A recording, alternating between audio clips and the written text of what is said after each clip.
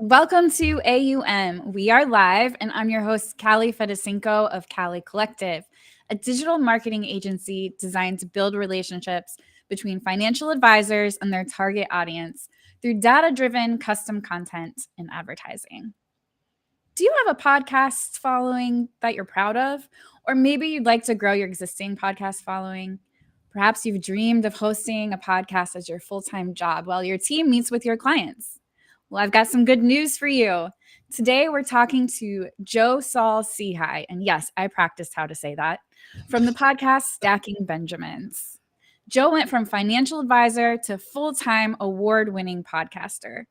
He's been where you are, and we're going to talk about how he got to where he is now as one of the most listened to podcasts in the personal finance sphere with over 6,000 subscribers on YouTube alone. So make sure to ask your questions in the comments as we go along. We'll see them on our end and answer them as they come in. So welcome, Joe. I'm so excited to have you. Cal, I'm super excited that you invited me, and I love telling our story. So thank you. Yes, that's great. So 16 years as a financial advisor at Ameriprise. Do you miss it? I don't. You know what's funny is that, so not only did I answer that too quickly? No, you did it. You're good. I got to tell you, when I was at the end of my first year, I was asked to become one of locally a few advisors that would give seminars and presentations on behalf of other advisors that didn't like to get in front of a room of people. Oh, interesting. And luckily, in high school and in college, I had been a disc jockey, like doing weddings and parties and stuff. And so I remember saying, I don't know much about financial planning yet, but as long as I don't have to do the hokey pokey or lead some crazy dance, then I'm the chicken dance or whatever, then I'm good. And so it was in some ways a great way to learn financial planning very quickly. I was given a script. I was told exactly what the important things were to say. But I fell in love with that part. I really like speaking to groups much more than I like being individually one-on-one with people. I found that by the end of my career, I was getting ulcers from, I worried so much about people's portfolio. And as you know, and every advisor watching this knows, you can do everything right on behalf of your client. You can do all the right stuff. But when markets are deteriorating, like in 2001, 2002, and again in 2007, 2008, you're watching people's dreams go away. And that might be where all my hair went. In exchange. That's right. Yeah. I don't know if it was fair, but it was an exchange. Yeah. So going from advisor to podcaster, did you just jump in as full-time podcast host, or did you start it as a side project and then it just like became this thing?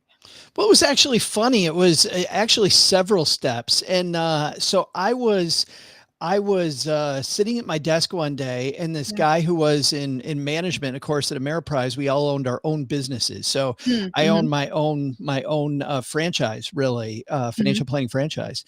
And so I get this email from this guy named Chris, who was in management and was giving like 2 weeks notice. And Callie, at this firm, like a lot of firms, that's not the type of place where you give 2 weeks notice. It's kind of like you leave, and then almost like Jerry Maguire, if you saw that old movie where everybody's on the phone at 2 a.m. trying to call the clients and grab them.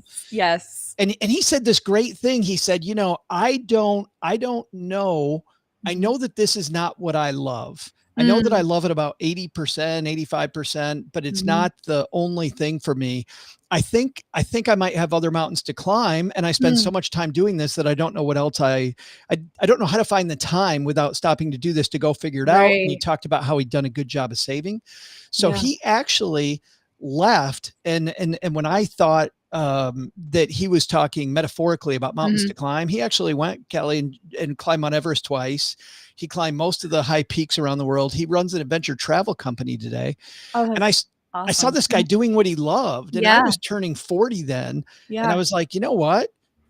I'm the same way. I don't know what I love. I think I love teaching. And now that I've made some good money, I Mm-hmm. will sell my business and I will go become a high school teacher. So Mm. it was a much longer process than that. I went to school to become a high school teacher.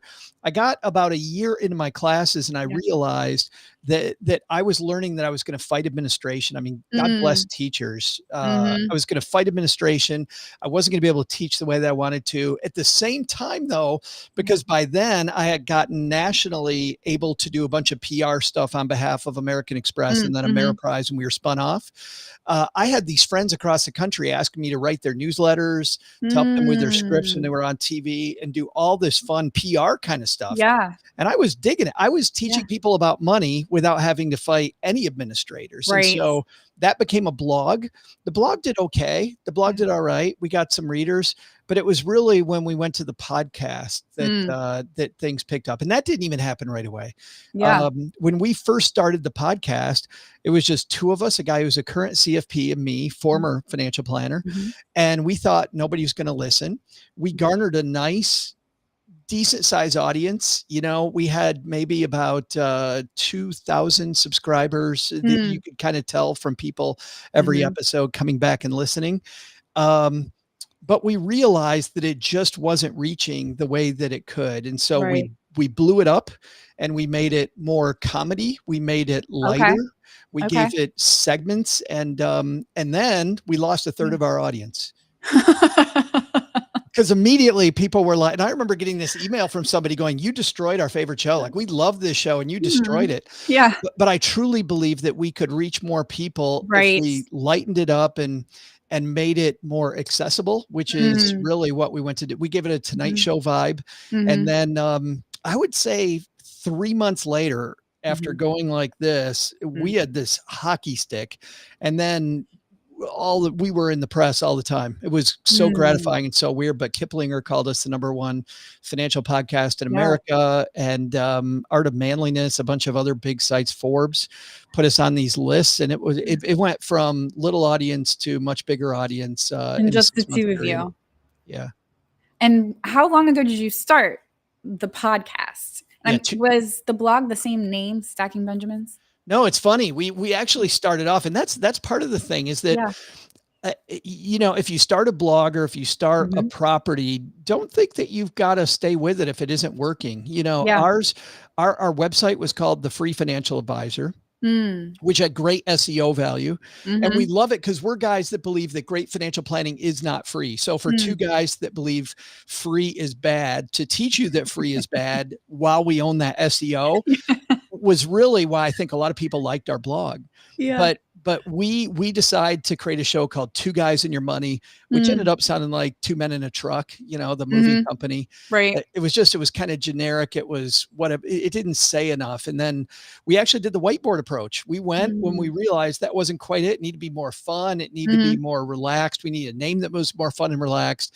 And we put like name after name after name, and we just kept spitballing, and no name was too stupid until all of a sudden Stacking Benjamins appeared and went and saw that the URL for somehow was still available, and we grabbed it. Yeah. And what year was the podcast started? 2012. Okay. So Yeah. that's 12 Eight, years. forever ago. Yeah.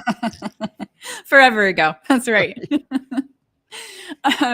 So what I heard and what you just said is that branding was insanely important in your journey because you started out with one brand and then pivoted, and then that's when your growth just kind of like took off. Absolutely. I think branding that is congruent with listening to your customer, which I know you're all about. Listening to your customer, what they really want. Our customer, the feedback, you know, it's funny. We got some negative feedback about the show. Yeah. And when we got that negative feedback, you can go one of two ways. You can either go, you know what, that doesn't affect me, or screw them or whatever. But if you take the stank off of the feedback and take it to heart, what I realized was we were confusing people. We were too in the weeds sometimes for the people that we were attracting to the show. Right. And when we heard that, then we decided, you know what, if we make this lighter and add in more comedy, and we like cracking jokes, that would be great. And initially, part of the reason we lost so many listeners was the show really embraced comedy, but we've been doing financial planning for a long time. We didn't know Right. crap about comedy. Right. And so we had to begin taking the comedy seriously. And like, Yeah. how does a comedian really work? Like how did the jokes fall? How do you, so we had to go back to the drawing board and learn comedy to lighten it up, which was a whole different thing. And so how did you learn comedy? Did you take some classes? You just test on each other?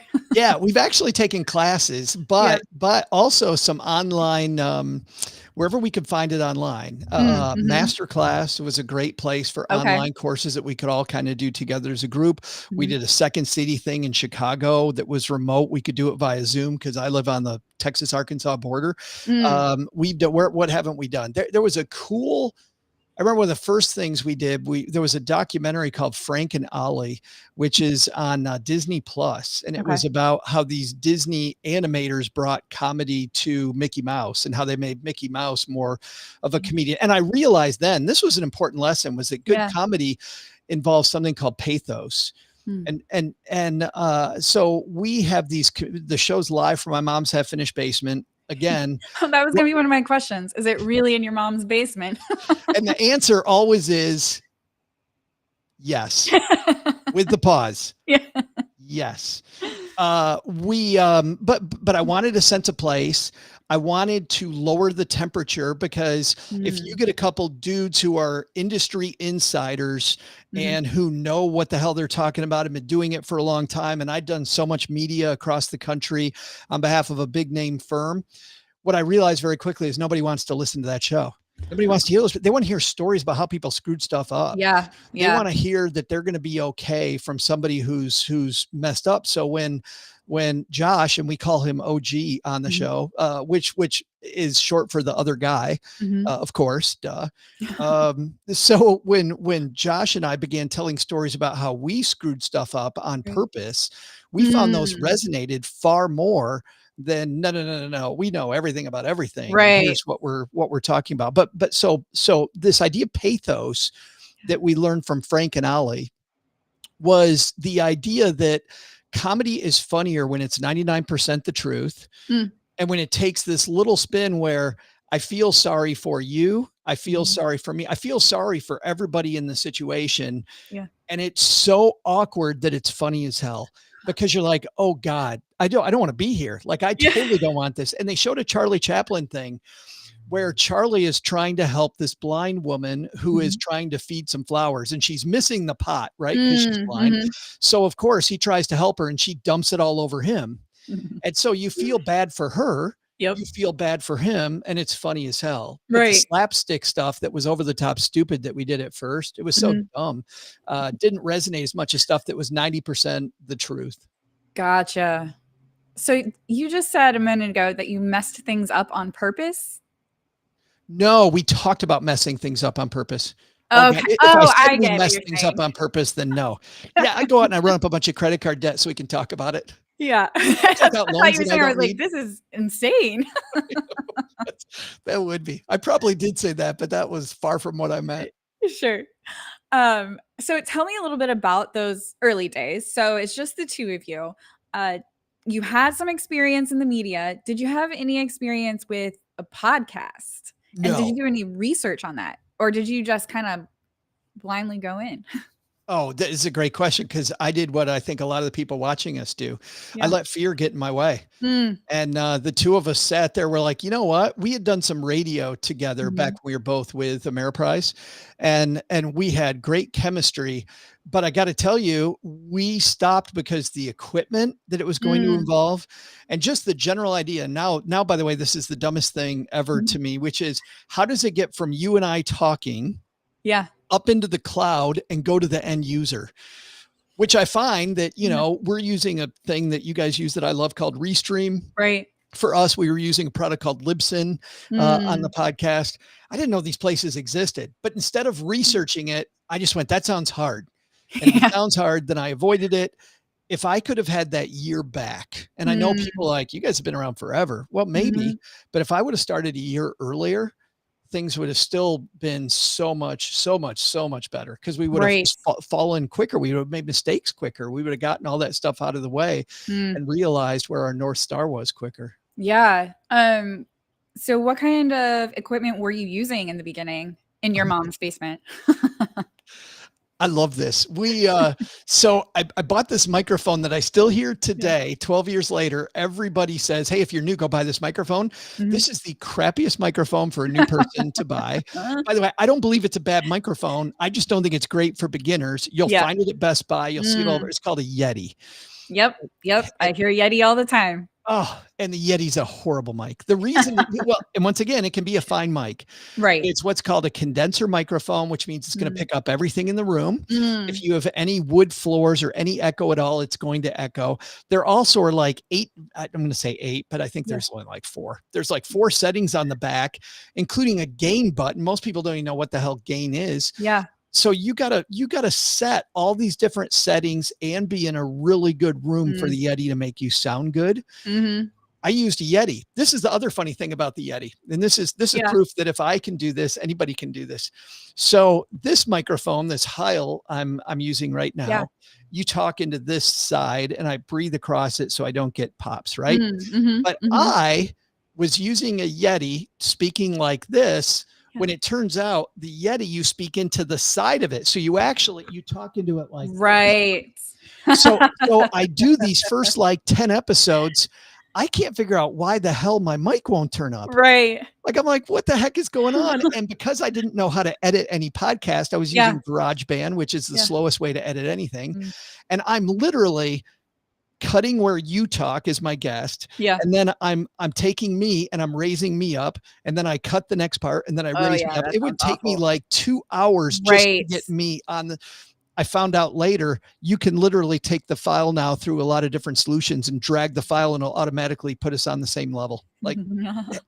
GarageBand, or is this a different program? What's that? In GarageBand or a different program? Different program. Yeah. Gotcha. There's 2 solutions. One called Aphonic, Mhm. which as long as you are podcasting, not a ton of hours is free. Mhm. But over a few hours, you have to pay for it. And then Mm. a product that's now defunct called Levelator. I believe Levelator's gone finally now. Gotcha. So in these early days, how many episodes were you releasing? We were doing 1 a week.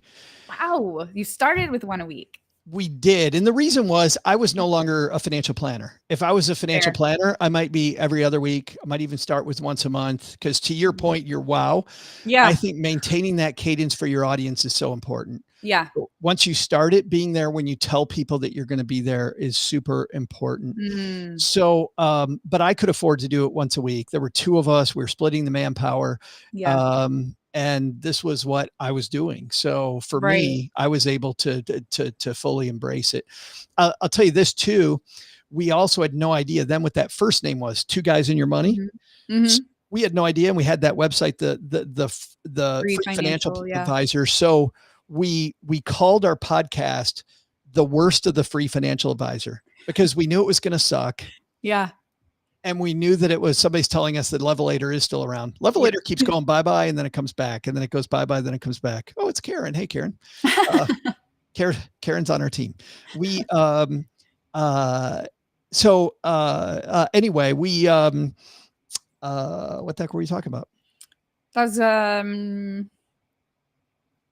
oh, how often were you releasing an episode? Yes. Once a week?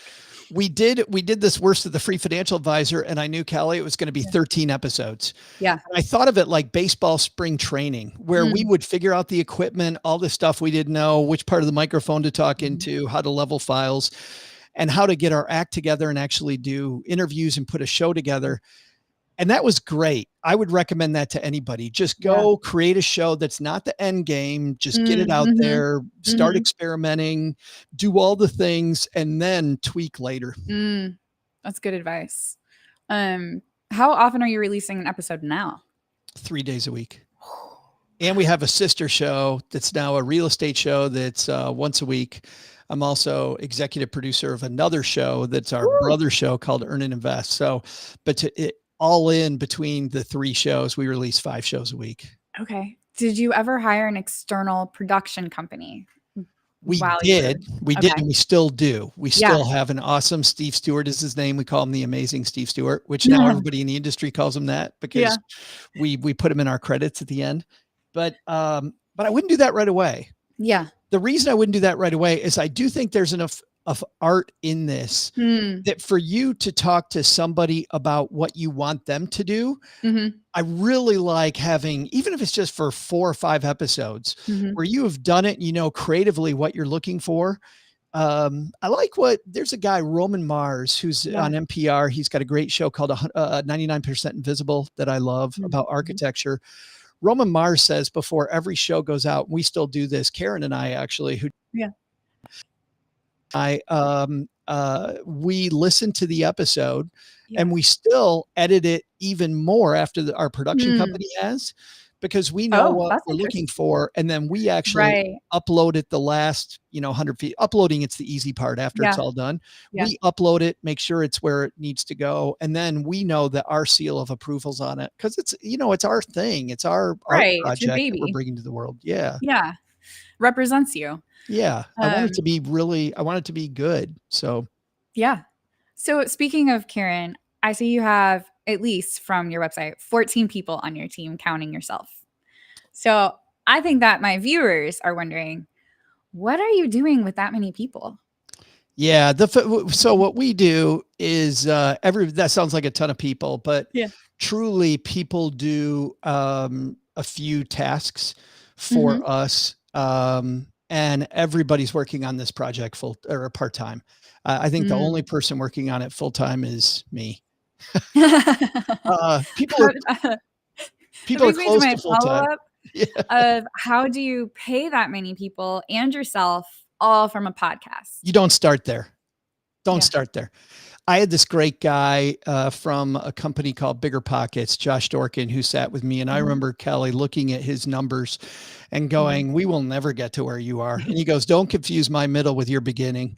And I love that. So here's what you do it all yourself at first. And I love that. And then when something becomes painful, that becomes the first person you hire when you're able to afford it. And then when something else becomes painful, then hire that out. We realized for us that we want to be more than a podcast.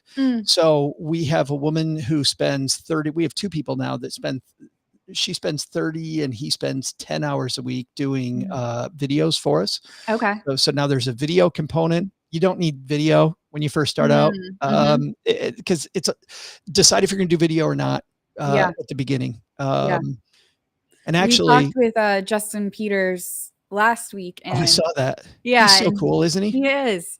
He mentioned video. There's just a lot more you have to take into account when you're starting out. There's so much more. Yeah, the lighting, the camera, just like you're talking about the microphone. You just got more equipment that you have to figure out. Now, you could do video like we're doing right here with you, where you do live video. Live video is a great way to go. And then your audience implicitly understands, because it's live, that it's not going to be edited. It's going to be what it is. And there's actually an excitement around live video. In fact, we've started doing from time to time. We just recorded one last week. We record sometimes we'll record live to YouTube and we'll show people how we make the show. And we have a segment of our audience that loves that. Loves seeing kind of behind the scenes before Steve adds in the music and all the stuff. Right. We'll take a break. We'll say stuff that's going to get edited out. Yeah.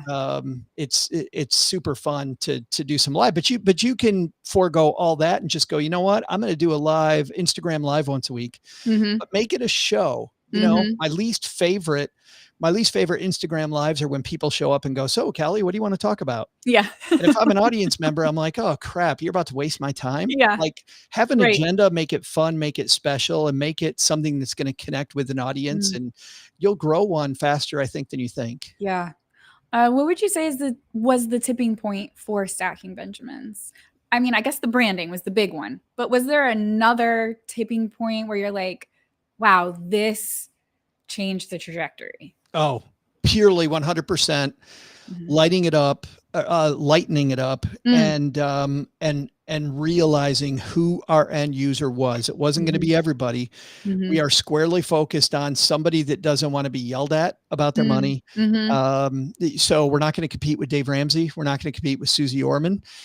Good for them, but they are a guru. You take your thing to Susie and then you tell her what you're doing and she yells at you because you did it wrong. Right. That's never going to be us. Yeah. We're going to tell stories about mistakes. We're going to laugh a lot. And so when you still look at our reviews today, the one negative review we get over and over from people, frankly, who aren't in our audience, which is these guys mess around too much, but which is fine because you're not for everybody. But when I see that review now, I think two things. I think I need to mess around better. So you don't get lost in us messing around. Yeah. And then number two is you might not be my audience. You might be looking for something different than what we want to provide.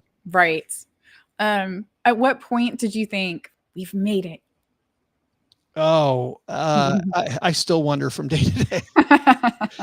Like, I don't know that there's such a thing because we're so focused on the mission. We're so focused on the mission. I knew it was going to be sustainable. I'll answer it that way. Yeah. Okay. I knew Stacking Benjamins was sustainable when Kiplinger called us best personal finance podcast. When my mom can go down to any magazine rack and pick up the actual, real magazine, and it has us as best of.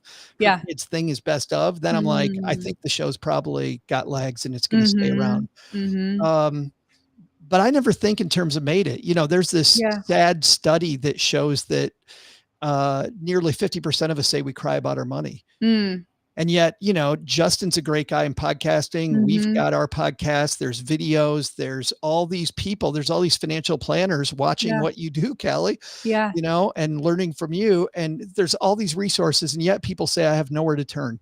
Yeah. I'm like, really? I think collectively we've got such a big mission that can help so many people that's where my head is. Yeah. What strategies have you used to grow your audience, and are you using now? You're laughing. You don't have one? No, I'm actually laughing because Chad here says, been listening for years and I haven't learned a thing, which is actually something we used to say all the time. We used to say, if you learn something from our show, keep it to yourself. That was part of the humor because you ruin our reputation. Which is a whole different, beware what you say, by the way. Yeah. But I missed the question because I was so busy laughing at Chad. Yeah, no worries. What strategies did you use and are you using now to grow your audience? Yeah. So now we've realized that as there've been so many changes with podcasting that for us, we have to embrace video. And what I've found is that people have entered the podcast space with a huge video audience, and all of a sudden their audio audience is bigger than ours. So we focused on two platforms, YouTube and Instagram. We published to TikTok, but we actually just tweaked lately after looking at the numbers. Clips from the podcast are actually doing better for us than original content's doing. Now that may be because we have 470 followers on TikTok. So we're at the beginning stage.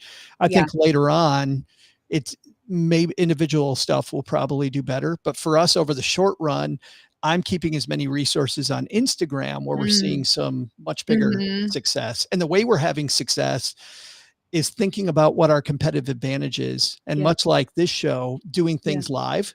Doing things live for us, we're very comfortable being live. So the more we do stuff live, the more we seem to attract people. When we do a live event, we will get quite a few people that follow us after that.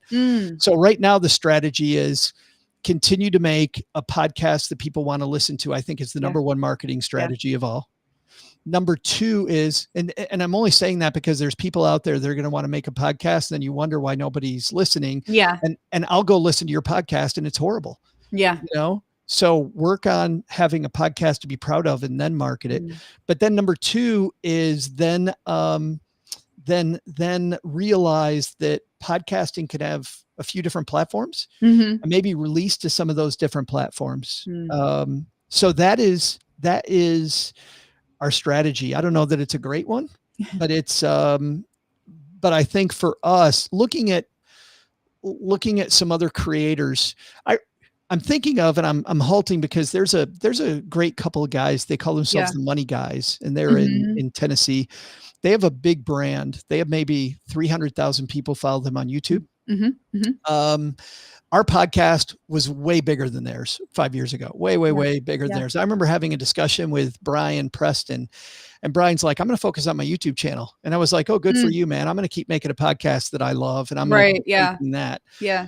His podcast is now much wider audience than ours. Mm. Many more people have heard of him than us because he grew YouTube when the algorithm was really moving, Yeah. Yeah. unlike now. Right. And now that has sent so many people to his audio show Mm. Mhm. that while our show has grown, his show's grown exponentially just by embracing the second channel. Sure. Yeah.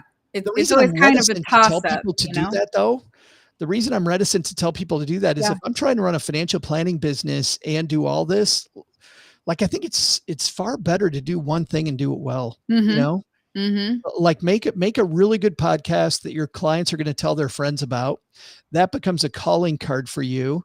Mhm. Make sure that you've got good branding. I can tell you one thing we're working on Yeah. branding now that I'm about to have a meeting about in the next couple hours, Oh. Hmm. which is our cover art. Our Hmm. cover art is meant to look like one of these like 1950s variety shows. Sure. Yeah. I think and it has us in like a jacket Mhm. and like a collared shirt. Mhm. We're going to change it up so it's the two of us laughing and being Mm. much more relaxed. Mhm. We're going to relax that cover art more. I feel like when I look at our cover art versus everybody else's cover art, Yeah. I feel like the branding needs to be, I feel like our branding looked really good 3 years ago, Yeah. but it's moving all the time. Yeah, it is. I mean, branding is something that's very personal, I think, to the person. You know, it represents you and where you are. Yeah. Do you think that there's still a place for an advisor making a podcast on the side? I think advisors should make a podcast. Okay. I think the first thing that a podcast does is it gives your current clients confidence Mm. that you are willing to talk about what you tell them in meetings to a Mhm. larger audience. Mhm. And when they hear that, it's almost like an insurance policy for you that Yeah. the client's probably going to stay around. They hear the podcast. So I don't even think of it as much marketing at first. And I can tell you why I Mhm. think this. Yeah. So I was on television in Detroit, Channel 7, the big ABC affiliate, and I was on twice a week. And I would have thought being on in front of almost 1 million people 2 times a week on the Mhm. morning news, my phone would have rang off the hook. Right. It didn't. Yeah. But I'll tell you what did happen, Callie. My Mhm. referrals went through the roof. Mhm. My current clients told people, I'm sure they were at some cookout somewhere and Right. they're going, oh, you're having money problems. You should talk to my guy. And Yeah. everybody's got a guy or a Right. woman, they've got a person in their corner. They're like, Right. oh, I've already got a person. And my person would play the trump card. Mine's the Channel 7 guy. Yes. Yeah. And then once they heard I was the Channel 7 guy, then they were more likely to come. Now, I don't think you need to be on big TV. I don't think big TV now is what it was when I was there Yeah. 15 years ago, 20 Right. years ago. Yeah. I think it's, TV's been going like this, but having a podcast, somebody can sample you, they can listen to Mhm. you, they can figure out how much they like you. So I don't know that I pay as much attention to having a big name podcast like Stacking Benjamins Mhm. as much as I pay attention to this is a good way for my clients to really Yeah. see how passionate I am about what I'm preaching to them. Right. So on that aspect, what do you think about having guests? Are you for having guests on your channel if you're an advisor? And let's say your goal is building relationships, because I'm a firm believer, like that's what content can do, is build the relationship and the trust you have with your audience. If that's what I'm going for, should I have a guest on my show, or does that take away from me looking like an expert to my audience? Well, I think sometimes your clients hire you because of the people that you know. Mm. And so being able to show people that I know these people that can help their situation. Like when I was the Yeah. advisor, I was just the quarterback, but Yeah. I introduced them to an estate planning attorney. I introduced them to tax people. I introduced them to sometimes real estate agents, mortgage brokers. Mhm. Like I introduced them to all these other people. So sharing those people. Now, what I don't like when you have a guest, and I think a lot of people fall into this trap, is where you're Mhm. doing Saturday morning radio that clearly is purchased time and you're just hawking product for the next. Oh, yeah. Yeah. I don't think I think advisors fall into traps when they don't give stuff away. When you give away your knowledge, people, well, let me start that sentence differently. Yeah. If you hold your cards back and you say, I'm not going to show anybody anything until you pay me, and I'm just going to tell you you're messing up until you try to hire me, right, he's going to hire you. Right. There's no trust. Exactly. Yeah. But if I'm the person giving a lot of solutions and I'm having other people on and we're giving away solutions to problems and showing people how to solve stuff for free, you know, the first thing I think, if Callie's giving it away for free on this show, right, then she has a lot more that she can give me if I pay her. That's the first thing I think. Yeah.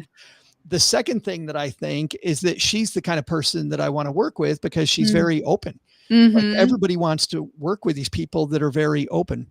So I would say this, have guests on, but don't fall in the selling trap. I wouldn't sell on my show. And then the second thing is that I would also always remember that people come for the guest, but they're there for you, right? Yeah. Joe Saul-Sehy is on the show today. Right. Justin was here last time. Somebody else is going to be here next time. Right. They come for Callie. Yeah. Right. So if people, well, we hope so. So that's why on our show, the show's an hour long, just over an hour long, and the guest segment's 25 minutes. We have these different segments so that we can have a guest and flex that, but we also have other, and it doesn't have to be as complicated as my show is, because I get to do it full time. Yeah. But if you, as an example, have at the top of your show, maybe like a headline that you're going to share that just came up in the news, and you're just going to monologue about it for a couple minutes, letting people know ahead of time that I've got this great guest who's coming up in just a second. But before that, I'm really worried about the fact that, you know, what a headline we just did is that Discover and Capital One just merged. Oh. And what does that mean? That if you hold on to credit cards, what's going on there? Like, and then we start talking about reward points and all this stuff. So we end up having a great conversation around that. Then we have a featured guest for a while, but then afterwards we have maybe some community time where it's me and I'm chatting with my